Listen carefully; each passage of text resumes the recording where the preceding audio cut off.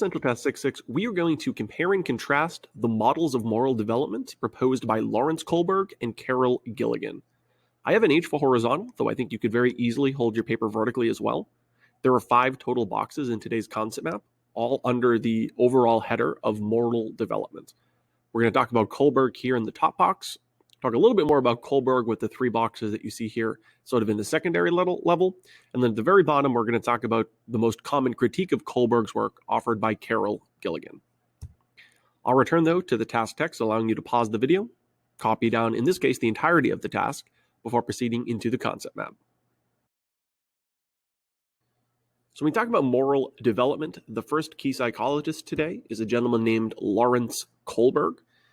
He conducted a series of what would be the equivalent of cross-sectional studies, where he took children at different ages and proposed moral dilemmas and tried to see whether or not there were consistencies within how different children reacted to those moral dilemmas based on their age group.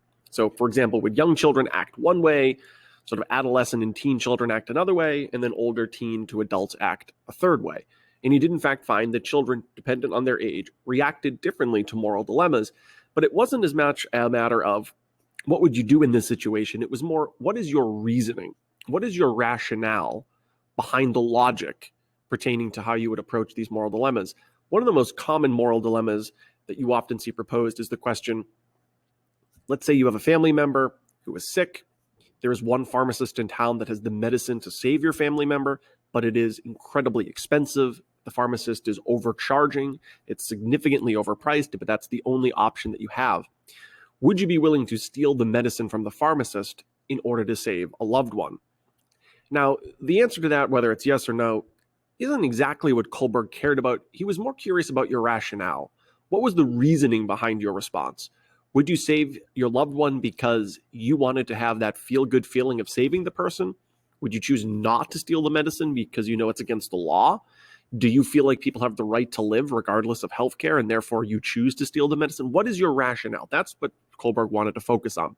And he found that there were really 3 differing levels of moral development, all pertaining to age.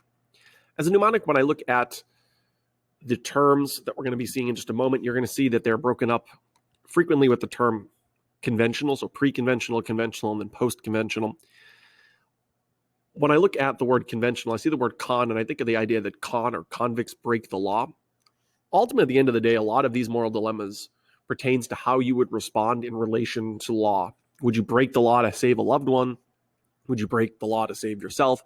How exactly would you respond to things like law and order when you're being posed these moral dilemmas? Just to highlight what it is we're about to look at, we're going to talk about Kohlberg's levels of moral thinking. There were 3 different levels that he identified.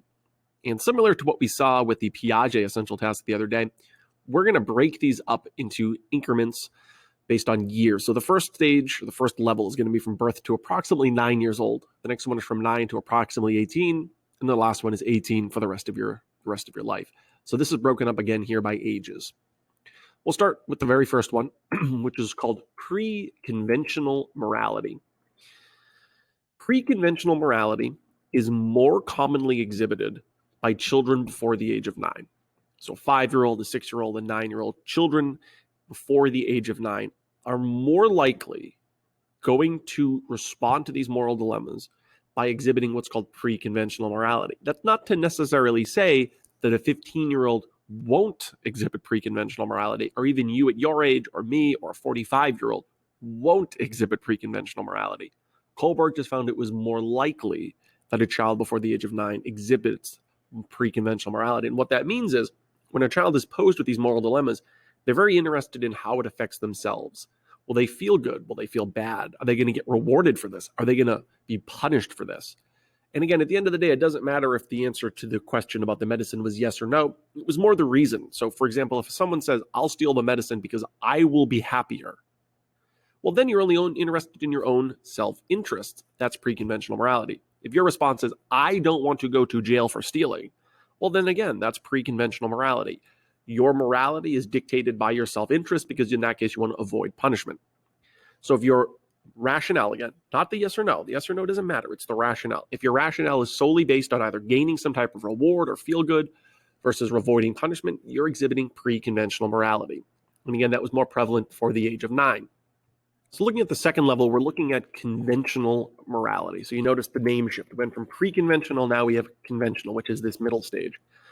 This is going to be the sort of early adolescent years. So we're talking right before teen years, into your teen years, and then later on into your teen years. What's important here is, again, as is the case with the first level, Kohlberg didn't care if you would steal the medicine. It was the reasoning behind if you would steal the medicine. If you made a decision based on law and order, your desire to uphold the laws or uphold the rules of your society, then you're exhibiting conventional morality.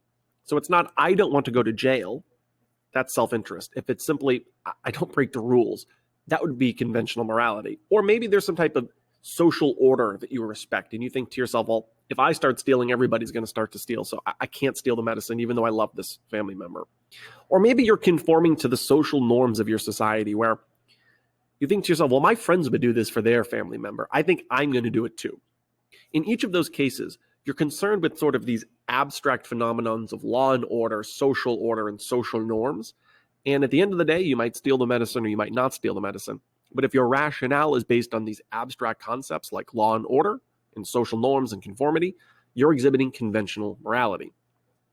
And again, it's not inconceivable that a 5-year-old cares a lot about law and order and exhibits what you would classify as conventional morality, or a 45-year-old cares a lot about law and order and exhibits what you would classify as conventional morality. It just means that children within that age group of about 9 to 18, these adolescent years, are more likely to exhibit this.